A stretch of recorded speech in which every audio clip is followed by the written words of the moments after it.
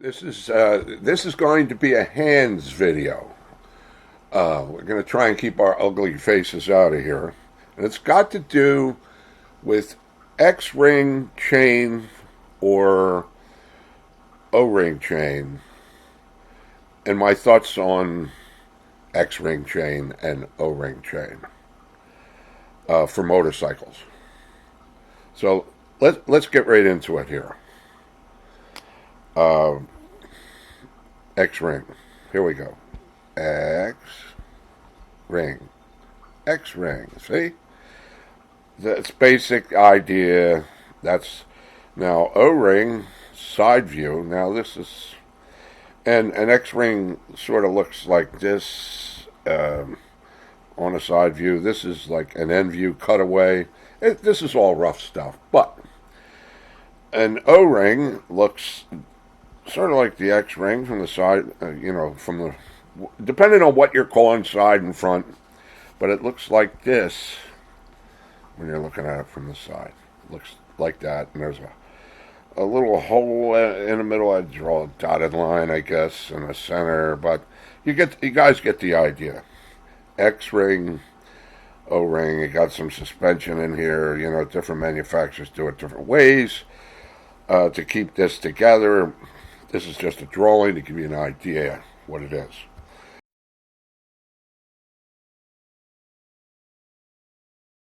Now let's get into just O-ring. Get into their common uses. O-rings are good for static use. And what I mean by that is they're not turning on a surface like this. My finger in here, and just say this is a housing. They're not good for that. That's a dynamic use.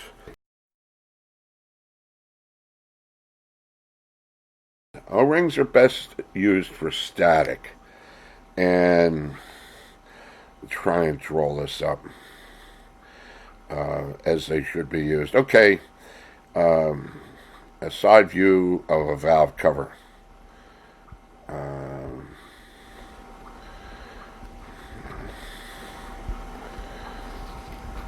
And this is a spot for your O-ring. Okay, and this is the companion service on the motorcycle head, say.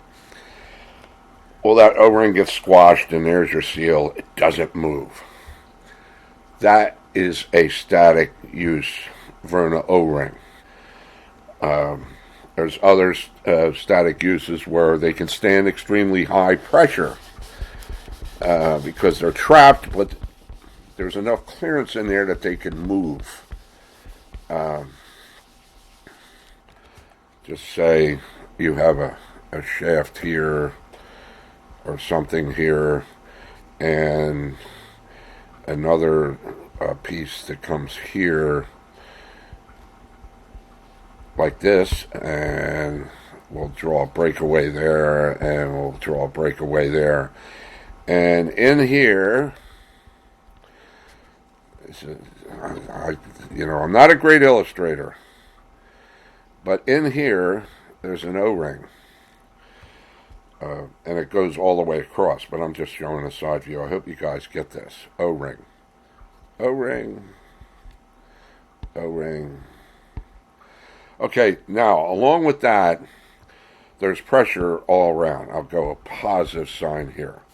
So this O-ring is sitting, I didn't draw it in there, but it's sitting in something similar to what I just showed on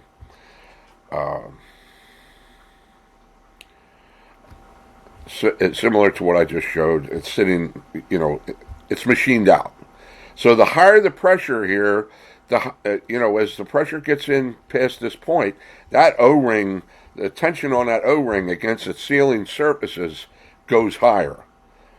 And O-rings can take an amazing amount of pressure without extruding down the other side. I mean, all this is engineered. So just keep that in mind. This O-ring is trapped and it's crammed in there by pressure. Again, this is a static use. There's no parts turning here. Now, if these parts turned, that O-ring wouldn't last any more than you could say shit. Back to X-ring. X-ring. X. Okay.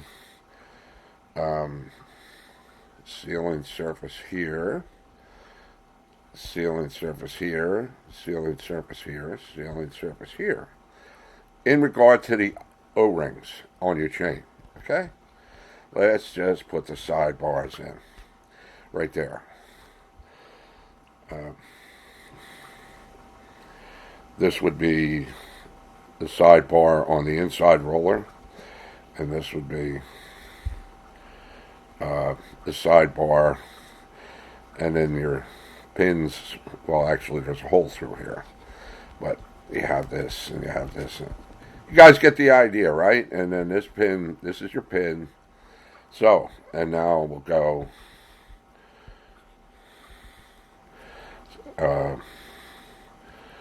O-ring in here, and then we'll go. Here's your pin going through, and there's your riveted outside sidebar or clip. Same thing here. Here's your riveted outside sidebar. This shit ain't working good. Anyway, so this O-ring is trapped. This is squeezed in here, and this is also squeezed in here. This whole area becomes a sealing surface. Let me just color that in. This area here, the whole area becomes a sealing surface. This area becomes a sealing surface. This entire area becomes a sealing surface. And this, there's a little sealing surface here. There's a little sealing surface there, a little sealing surface here. Now, this might not be an exact representation of what they call X-ring, but you guys get the idea. Very small sealing surfaces. This is a very large sealing surface. Let's go into lip seals for a second, because you don't have lip seals on your chain. You don't have lip seals on, they don't occur on your chain, but do they? All right, you'll see where I'm going with this. Okay, here is your shaft again. You know, it could be any kind of shaft. And here is, now this sits in a housing. Okay. It sits in a housing. And this shaft is turning. One thing about lip seals is they have to be lubricated, but they can't run dry. This is an elastomer. They used to be leather. You'd drop a lip seal in oil. Anyway, they're elastomers, and elastomers have to have chemical compatibility with what they're looking at. So we're going to just say grease and oil. Just say they're compatible. Lip seals are very good for low pressure applications. In a dynamic, this shaft is turning. This shaft is turning, okay? And in a dynamic situation where there's low pressure, a lip seal will work very, very nicely. As you can see, this is like a stamped out steel housing, and these. Anyway, here's the lip here, and here's the lip here, and that's all elastomer today. No more leather, thankfully. And, you know, you've got these on your, a lot of wheel bearings have something similar. Crankshaft seals on automobiles. Lip seals are very, very common in this, any kind of gearbox or whatever, where the shafts come out through the side. You wind up with a lip seal. And they work, provided they're low pressure, but they work in a dynamic situation. This shaft is turning. This lip seal is sitting in a housing that does not turn.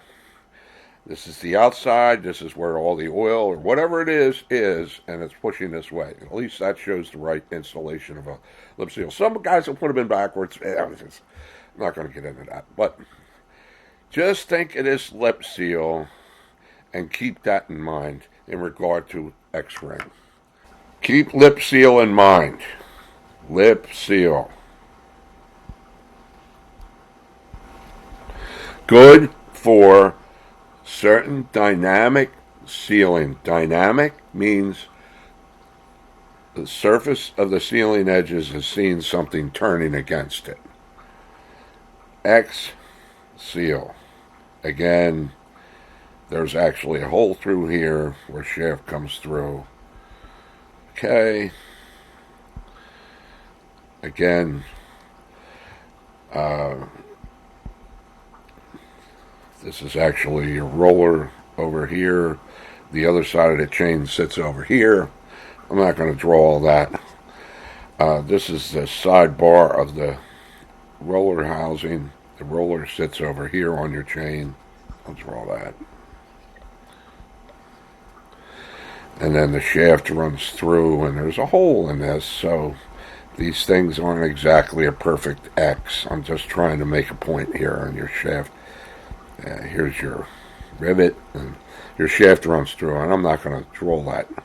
Just your shaft runs through to the other side where, and then your roller sits in here, and yada, yada, yada. So, think of the lip seal, and what are you guys seeing here? You see something that looks familiar? I see 4 lip seals right here. That's what I'm seeing. Now just say, so you guys, could see that. Isn't that amazing? 4 lip seals, and it's very small contact points here, very small here and here. But this could be exaggerated. The contact points could be a little larger. I'm just trying to show, make a point here. Again, we're talking about O-ring chain, O-ring seal chain versus lip seal. You got 4 lip seals here.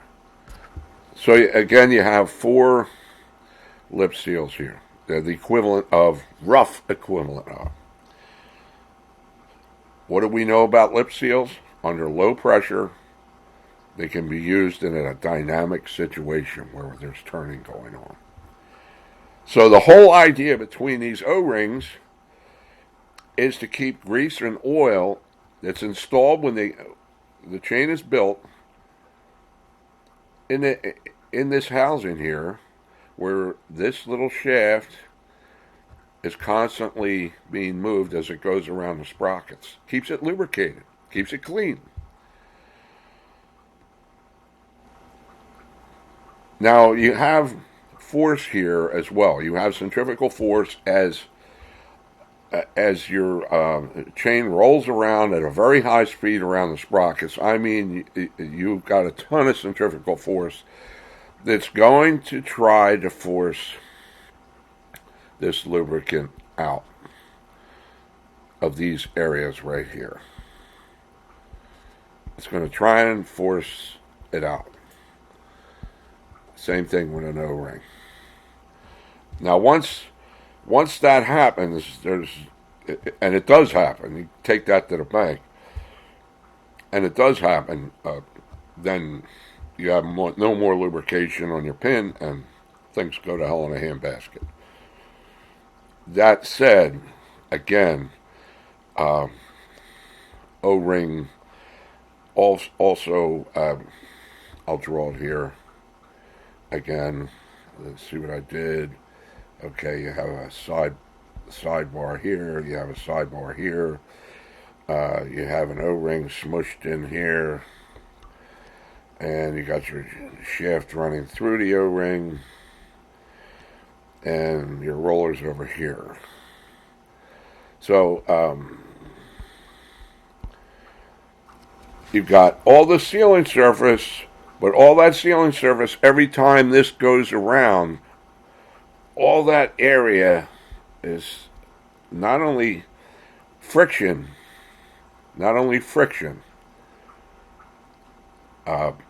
which is going to take away horsepower, but that friction is generating heat here. That friction is generating heat. Over here, you have less area in contact with the sidebar, so less friction, less, there's an L, E, S, S, excuse my bad drawing, friction. Anyway, the hell with that.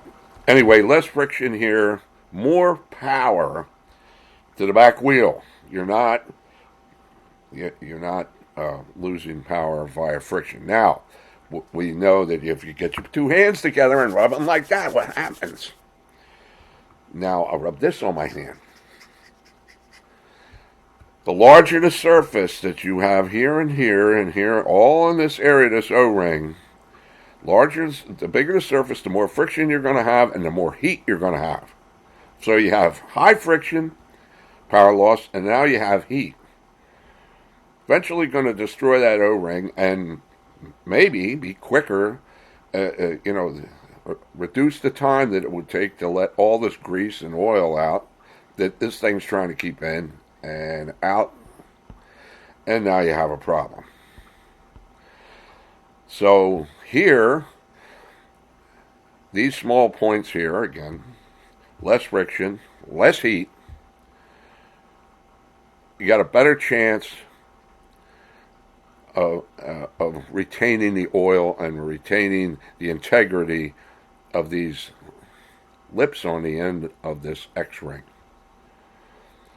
So you got two things going for you with X-ring. One, your O-ring is not designed for dynamic use. Not. You can use them, but they don't last long, and you have to have lubrication here and here and here and here, and it just, they're not designed for that. Lip seals, on the other hand, are designed for dynamic use. So think of your X-ring is 4 lip seals, and your O-ring is better than nothing. And these are actually better than nothing. But I'll take this over this any day. Engineering-wise says that although this was a good idea, this X-ring is far superior. Okay, guys, finishing up, here's a drawing much better than what I did, but I wanted to break it down for you. But this is a much more accurate drawing of your chain, and it's pretty well depicted here, and you'll see. So the top shows the O-ring sitting in there, not good for dynamic use. And the bottom shows the X-ring. Here's maybe some points of contention here. Some might say, well, basically what the X-ring is what it winds up being as a double O-ring. Some could take it that way. I'm going to stick with 4 lip seals, as you could see in the drawing, and that's my analogy on it, and I'm going to stick with that, because when you look at it, that's what it really is. You want to say, well, it's not really, and it's a suspension system for 2 O-rings. Yes, it could be taken that way, but I'm looking at it as 4 lip seals. And they are used for dynamic purposes. And that's, hopefully this, my bad drawing and this, and you guys can put it together. And that's all I got to say. And I've given this some thought, and yes, I do have experience with drive chains, other than on motorcycles. So here you are. These are my thoughts. And I hope you guys open the discussion up and let us know what you guys think. But I'm an X-ring guy from now on. All right, guys, that's it. That's a wrap. See if this makes any sense to you. I don't know that anybody's ever talked about this before in this light to try and explain the difference. But so this is why I saw a need for this video. Mr. Hands is here, and I hope you enjoyed it. I hope you got something out of it, and I want to hear from you guys to see what you think. All right, bye now. Ride safe. Keep that chain in good shape, and look at it often. We'll see y'all.